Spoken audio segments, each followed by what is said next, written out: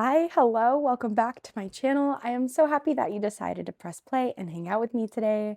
If you're new to my space, my name is Alexis and I am an aspiring author, currently working on the second draft of my debut fantasy novel, which I'm referring to as Project Hourglass. Hopefully you guys can hear me okay. I'm wearing my microphone on my shirt or on my sweater today, and so hopefully the audio isn't garbage. I've really liked these microphones. They're the Hollyland microphones. And so far they've been fantastic, but I usually hold them like this. So I'm hoping that the fact that it's down here, I'm hoping that they live up to the standard they have set so far. But anyway, I wanted to give a little bit of a writing update. As I said, I'm currently working on draft 2 of my novel, and last night I hit 25,000 words. My first draft ended at about 106,000, and so I'm basically at that quarter mark of my novel, which feels really, really good. I think that this novel is definitely going to be a little bit longer. Draft 2 is going to be a little bit longer, but it's so much better than my first draft. I'm not even mad about it. I'm sure there are things that I can go back and cut, and I don't think that it's necessarily going to be insanely longer. I don't think it's going to be unreasonably long by any means, but just with all of the fleshing out I've been doing of the scenes that I've written so far, it's going to be longer, but with purpose. It's not just fluff. It's not just stuff I thought of that I wanted to add in. It's really developing the characters, building the story, and that sort of thing. So that feels really good. And so I feel like once I get to the end, I will be able to sort of determine what needs to stay or what needs to go, or if it's just going to end up being a longer draft. Hang on one second. I think one of my cats went outside. Okay, I think we're good. This is Hera. I've been talking about her. I haven't been able to get her on the camera yet, but this is our new German Shepherd puppy. She's about 16 weeks old, and she is a bundle of energy. But I'm so glad that we have her. She's really added a lot to our family dynamic, in a positive way, and so I'm really glad that she's around. But anyway, what was I saying? Just that all of the additions that I've been adding to my story have purpose and intention. I feel that they're elevating the plot, they're elevating the character development. And so whenever I get to the end, if I need to cut stuff, obviously I'll do it, but I also don't think that it's going to be out of control. I've really worked hard to make sure that what's getting put into my story is serving a purpose, as I already said, and that I'm not adding too much fluff or filler. I'm really trying to work on my pacing with my second draft. That's something that was lacking in my first. And it's funny because I can't remember if I mentioned this in one of my other videos, but even if I did, I recently had to look up, what do you write in between things happening in your story, right? So for me, I kind of felt like I had to add some of the more basic activities that my characters might experience. For example, I know you don't add this in a story, but brushing their teeth before bed, just those small details to kind of fill in between plot points. Hopefully that makes sense. But then when I looked it up, it was very clear, it was made very clear to me by the people responding to this comment that there is no in between. You treat a book similarly to a movie. Everything that you're writing should be a scene moving the plot forward. And it's I knew that, but reading it the way that I read it when I looked it up, something just kind of clicked in my brain and I realized I don't need to be wasting so much time adding content to my story that isn't moving the plot forward. And again, I know that sounds just kind of like a duh moment, like a no-brainer, but when you're writing a novel, things are just different. It's so much easier said than done. But since having that revelation, my writing has been a lot more fun. It's been going a lot more smoothly, and I feel like my pacing is a lot better. And it's nice because I'm not getting stuck on things that don't matter. because that's what was happening. I was like, oh man, like what am I supposed to fill in between point A and point B? And now I'm like, nope, okay, if this scene is ended, close the curtain, move on to the next one. And that in and of itself has just been a relief, for lack of a better way of saying it. It's been a relief because I don't have to spend so much brain power trying to come up with something to fill the gaps that aren't actually there, because there are no gaps, because as long as you're moving the story forward, then you're good to go. So that's been really exciting. And like I said, last night I hit 25,000 words, which just feels like a huge hurdle. It's been a little bit, it hasn't actually been slow going, but it's felt slow going. I think just because I've struggled with having energy at the end of the day to devote to my writing. My word count each session hasn't been as high. And I know it really doesn't matter, but for me, when I set a goal, I like to accomplish it. And when I was finishing my novel, I was hitting 1,700 to 2,000 words every time I sat down to write, because that was the goal.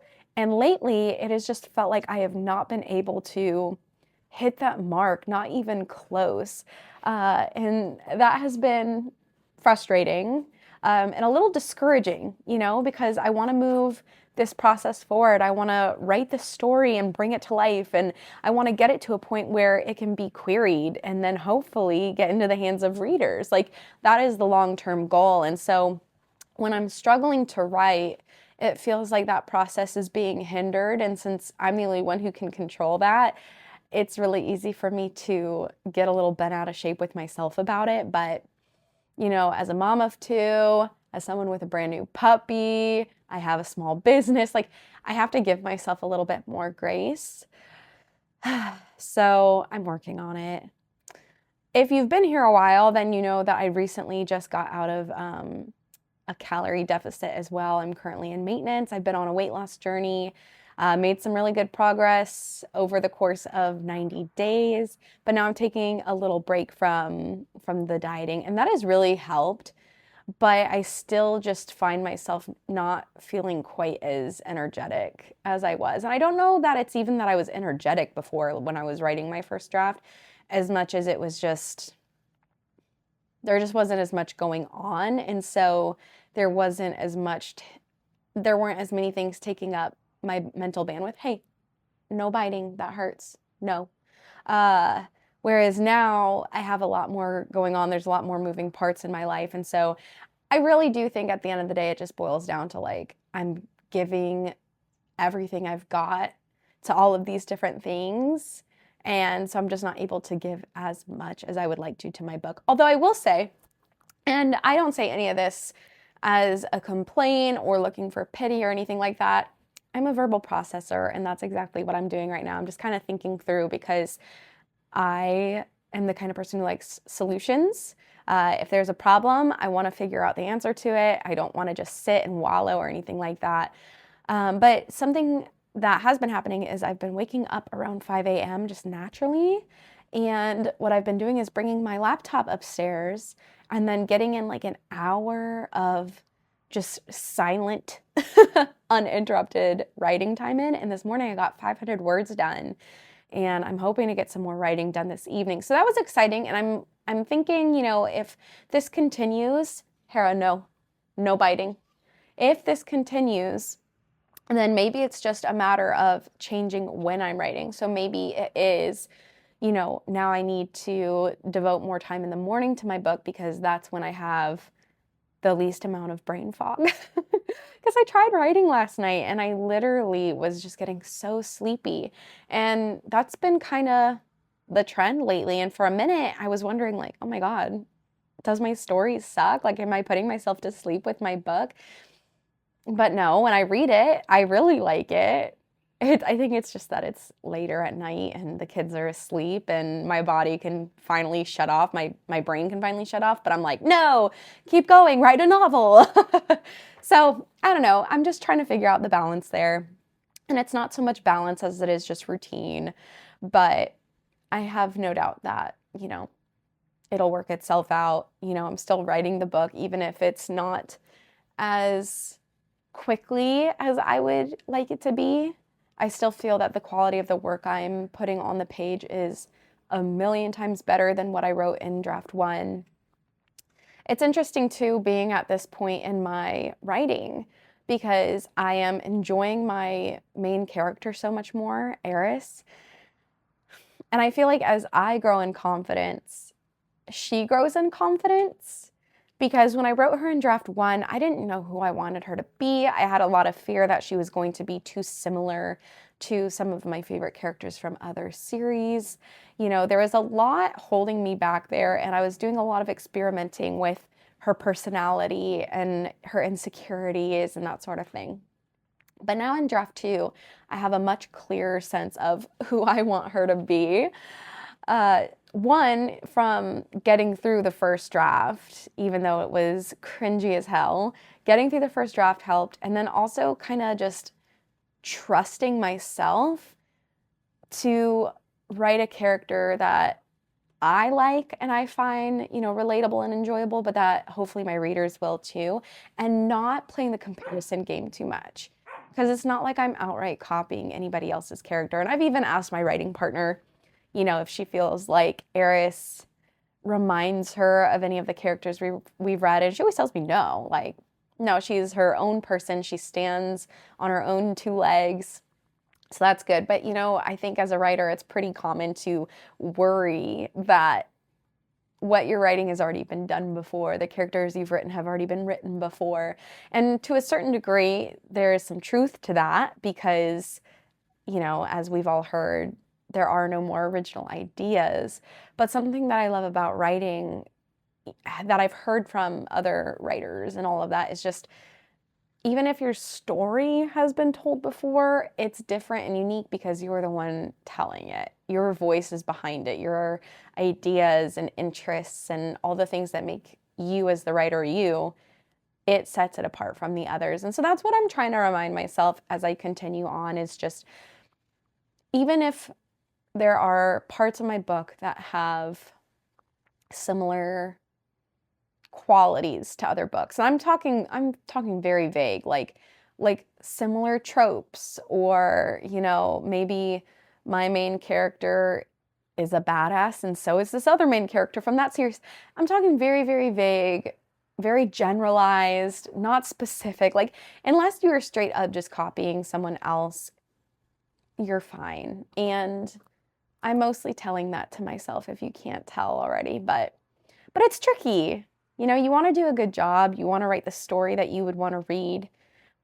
We draw inspiration from other, you know, creatives. I admire so many other creatives and want to write works that can stand up to theirs. But I have a tendency to get a little bit caught up in the insecurity of not making it unique or original enough. And I think that really held me back in my first draft. And I think it held me back a bit in the beginnings of my second draft. But what I have found over the last, you know, month or so is, as I've set that idea down and I've kind of put it to rest, I've been growing in confidence as a writer. And like I said before, I feel that my characters are also growing in confidence. And so that's really cool. Like, they're just coming into their own. I, you know, am allowing myself to have fun with what I'm writing. Something I've struggled with in this story is the romance subplot. My story definitely isn't a romantasy, but it's a fantasy with a strong romance subplot. And I've struggled writing it.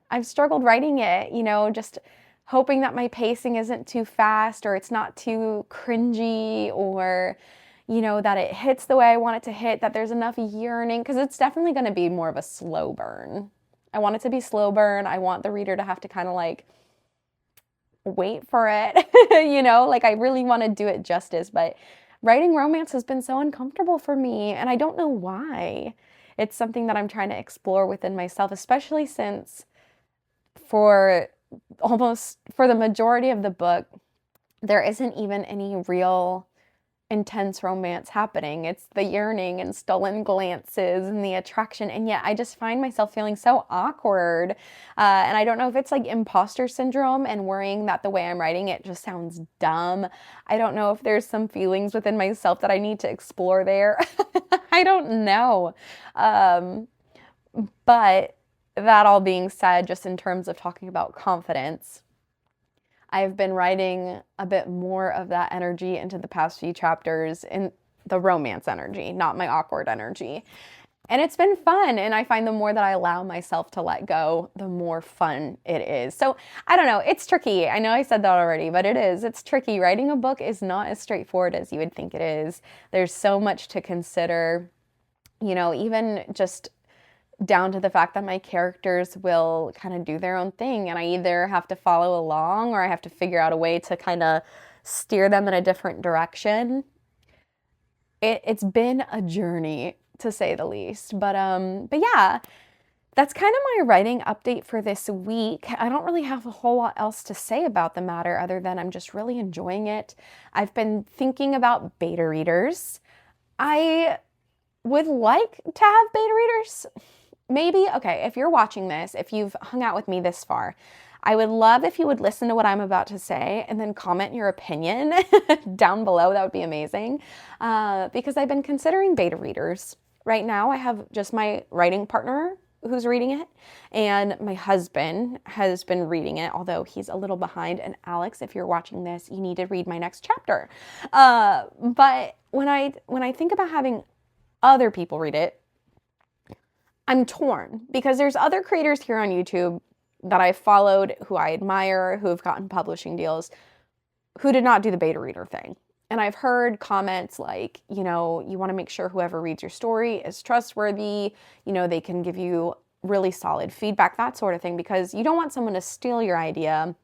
And you also don't want just anyone to read it and give you feedback. Like for me, my ideal beta reader would be someone who reads often and who is a well-rounded reader who can give me thoughtful feedback.